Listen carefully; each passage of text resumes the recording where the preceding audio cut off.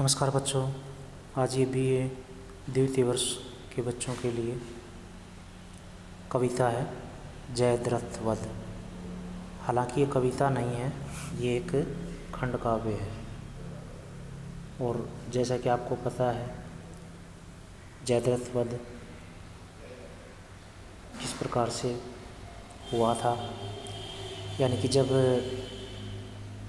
अर्जुन के पुत्र अभिमन्यु को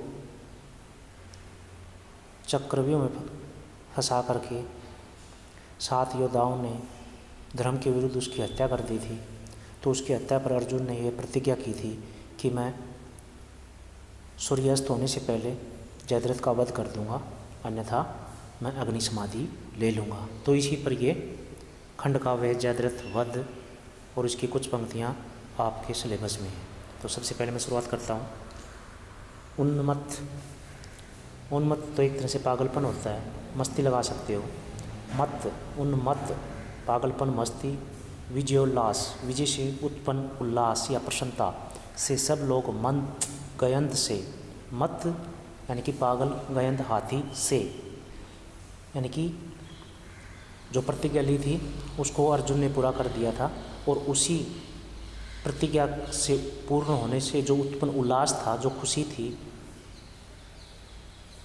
उनमें ऐसी भरी हुई थी मानो कि एक मस्त हाथी हो, या मस्त हाथी के समान वो चल रहे थे अर्जुन, श्री कृष्ण और सैनिक। राजा युधिष्ठिर के निकट पहुँचे बड़े आनंद से, और आनंद के साथ वो ऐसे चलते हुए, मस्त हाथी के चलते हुए वो युधिष्ठिर के समीप पहुँच जाते हैं। देखा युधिष्ठिर ने उन्हें जब जान ले निज जय तभी।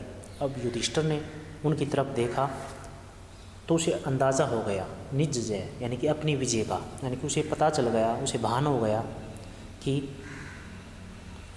अर्जुन अपनी प्रतिज्ञा में सफल हो गया है और जयद्रथ का वध भी हो चुका है।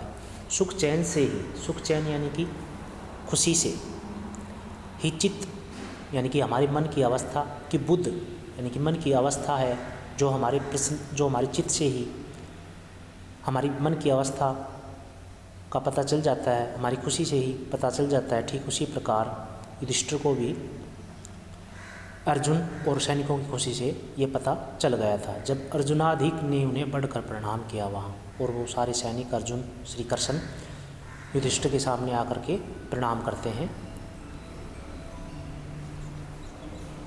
सिर पर उन्हें हाथ रख सुख दिया और लिया, और प्रत्युत्तर में, बदले में जब उन्होंने उसको प्रणाम किया तो युधिष्ठिर ने उनको आशीर्वाद दिया, और इस आशीर्वाद से खुद भी उन्होंने खुशी महसूस की, और एक तरह से दूसरों को भी उन्होंने खुश किया या सुख दिया।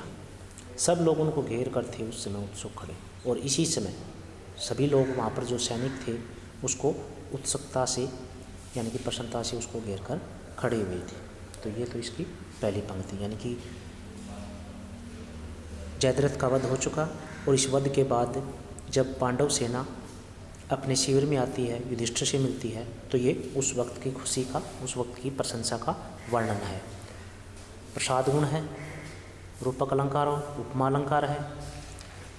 तो ये इसमें हो गया। अब आगे बढ़ते हैं। भाषा की बात करें, भाषा सरल स्पष्ट है। अलंकार की बात करें तो मैंने बता दिया, प्रसाद है, उपमा भी है। गुण की प्रसाद गुण भी हो जाएगा। रस की बात करें तो रस इसमें 9 इसमें रस होते हैं, तो हम कह सकते हैं रस के दृष्टि से इसमें वीर रस भी झलकता है। अब आगे क्या होता है, बोले युधिष्ठिर से स्वयंभू। अब स्वयंभू क्या मतलब, श्री कृष्ण, यहाँ पर श्री कृष्ण से मतलब है स्वयंभू का। सुंदर सुमन मानव जड़े, और उसी वक्त श्री कृष्ण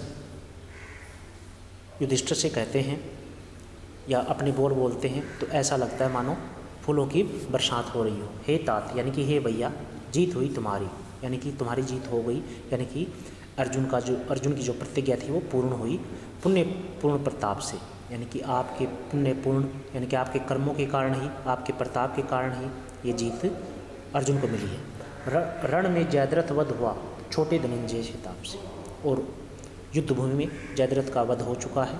धनंजय ने उसे अपने अपनी प्रतिज्ञा पूरी कर ली है। जो प्रतिज्ञा जो ताप था, जो उसके ऊपर जो ताप था, यानी कि जो अभिशाप था प्रतिज्ञा का, वो ख़त्म हो चुका है। तुमने ही सौंपा सवेरे था हमारे हाथों में, और अर्जुन को तुमने सौंप दिया था मुझको कि जाओ उसकी प्रतिज्ञा पूर्ण करने में इसकी सहायता करो। तो मैंने अपना काम कर दिया है। सो लीजिए अपनी धरोहर, और मैं इस धरोहर रूपी यानी कि अर्जुन रूपी धरोहर को बड़े सुख के साथ, यश के साथ, पराक्रम के साथ, खुशी के साथ मैं आपको वापस सौंपता हूँ।